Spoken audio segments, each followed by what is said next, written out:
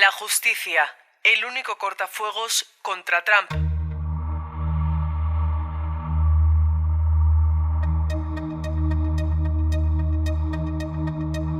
Por Sara Canals. Nada más tomar posesión, Donald Trump tardó menos de 5 horas en empezar a firmar órdenes ejecutivas.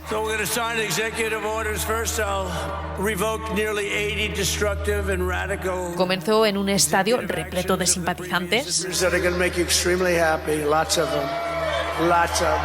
Y desde entonces no ha bajado el ritmo, firmando todo tipo de decretos, la mayoría controvertidos, desde el despacho Oval, el avión presidencial, su mansión en Florida o en ceremonias solemnes en la Casa Blanca. Órdenes que en muchos casos arremeten contra los derechos humanos o que vulneran la Constitución, algo que ya preveían la mayoría de analistas políticos como José Parra. Bueno, definitivamente eran previsibles. Yo creo que su equipo han estado preparando estas órdenes ejecutivas mucho antes de que Trump tomara el poder. Obviamente se han movido bastante rápido. Yo creo que lo que ellos buscan principalmente es hacer todos los cambios o el daño, depende cómo lo quieras ver, que sea posible mientras las cortes se pronuncian. Y las cortes no están diseñadas para reaccionar de una manera tan rápida como lo está haciendo la administración. Entre las más polémicas, acabar con el derecho a la ciudadanía para los hijos de extranjeros nacidos en Estados Unidos, los despidos masivos de Elon Musk o la deportación de migrantes venezolanos sin antecedentes penales a cárceles de El Salvador. En última instancia, lo que creo que ellos quieren llegar es a la Corte Suprema de Justicia y que todas estas políticas sean refrendadas por una decisión de una corte que es mayoritariamente conservadora. Vamos a ver qué ocurre y todos estamos a la espera, pero mientras tanto las órdenes siguen lloviendo y los cambios se siguen dando. Una corte, eso sí, con mayoría conservadora. De los 9 jueces, 6 son republicanos y 3 fueron nombrados por Donald Trump durante su primer mandato. Juristas afines al presidente reconocen que estas órdenes ponen a prueba los límites de la ley, pero las defienden y quieren que se produzca un debate al respecto. Así lo justifica este abogado constitucionalista conservador, Kurt Levy. Sabe que tiene solo 4 años como presidente y puede que 2 con un Congreso republicano, así que tiene cierta urgencia. Está tratando de impulsar políticas en las que cree y por las que ha hecho campaña, además de poner a prueba los límites de la ley. Existe un debate desde hace décadas sobre hasta dónde llega exactamente la autoridad ejecutiva del presidente. Y al empujar esos límites y generar casos que llegarán a la Corte Suprema, estas cuestiones finalmente se van a determinar de una u otra forma. Kurt Levy además acusa a los demócratas de padecer el síndrome de trastorno Trump. Es un término despectivo utilizado por simpatizantes trumpistas para desacreditar a sus críticos, a quienes consideran que rechazan al presidente de forma irracional y obsesiva. Creo que era previsible esta reacción por el síndrome de trastorno Trump que sufren. Los demócratas se ponen malos prácticamente con todo lo que hace Trump. Con todo lo que odian a Trump, no me sorprende que lo lleven todo a los tribunales.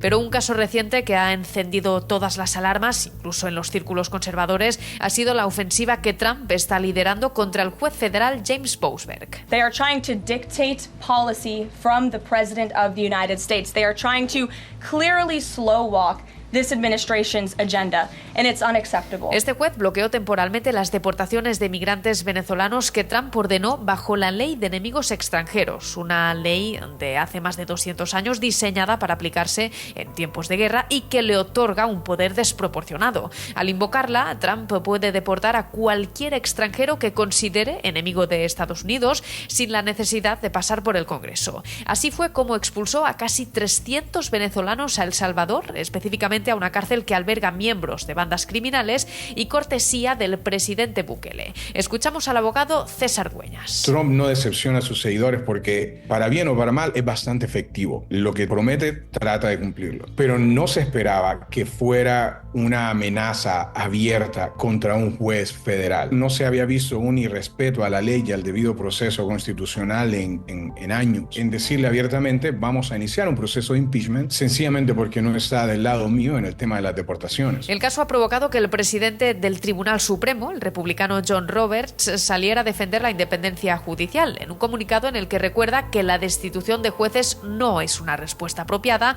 ante un desacuerdo legal, algo que no tiene precedentes. Da algo de esperanza y también de desesperación. Realmente nos indica la preocupación no solo de la Corte Suprema, sino de las asociaciones de abogados en general. Y es que al final la Corte Suprema tendrá la última palabra en batallas judiciales como esta, adquiriendo un papel clave en este segundo mandato. Sin embargo, es el mismo tribunal que otorgó inmunidad presidencial a Donald Trump en plena campaña y que revocó el derecho al aborto. Además, en los últimos años su legitimidad ha sido fuertemente cuestionada debido a varios escándalos que han involucrado a algunos de sus jueces conservadores.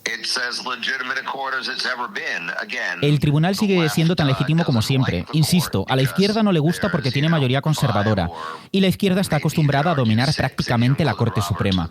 Así que no están contentos con el equilibrio, pero sigue siendo tan legítima como siempre. Para el abogado César Dueñas, la reacción del presidente John Roberts es, en cierto modo, una buena señal. Con temor a ser un poco exagerado, esto ya no parece una república o una república presidencialista, sino más bien una monarquía en la que él tiene el poder absoluto. Él no está respetando los pesos y contrapesos y realmente es preocupante.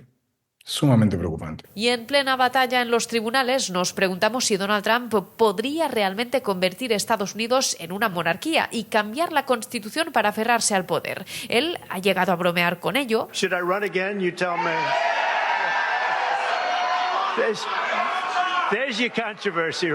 Flirteando con la idea de presentarse a un tercer mandato, algo prohibido por la Constitución y que reclaman sus bases, pero ¿podría realmente ocurrir? No, es de locos. En primer lugar, no lo hizo en su primer mandato. Es cierto que desafió los resultados electorales en varios lugares, pero cuando llegó el momento de dejar el cargo, lo hizo. Y si por alguna casualidad pensara en hacer lo contrario, no recibiría el apoyo de la mayoría de los republicanos en el Congreso. No es posible. No es que no lo vaya a intentar. El problema es que la Constitución estadounidense para este tipo de cambios requiere la modificación. Bueno, si se aprueba en este mandato, se tendría que ratificar por el siguiente Congreso. Y esperemos que no le deseamos la muerte, pero esperemos que no esté con el ánimo que tiene ahora todavía de correr en el 2032, ¿no? En un extremo se denuncia una caza de brujas contra Trump, en el otro se habla de crisis constitucional, pero por ahora ambos siguen confiando en el sistema de checks and balances, o pesos y contrapesos, un principio fundamental diseñado para evitar la concentración de poder. Y ante un partido demócrata que aún no se ha recompuesto de su derrota electoral, muchos buscan la respuesta en las calles y en las cortes. El movimiento principal, donde yo veo más esperanza, es entre grupos de la sociedad civil y los fiscales generales de los diferentes estados demócratas o que no están de acuerdo con Trump. El Partido Demócrata en sí está fragmentado y sin un derrotero en común. Hay diferentes voces que tienen posiciones bien fuertes como las de Alejandro Ocasio-Cortez, el senador Chris Murphy de Connecticut, por ejemplo, pero no están cantando al unísono. Y eso es lo que le hace falta al Partido Demócrata, ponerse de acuerdo y marchar en una misma dirección. Una dirección, sin embargo, que aún está lejos de definirse.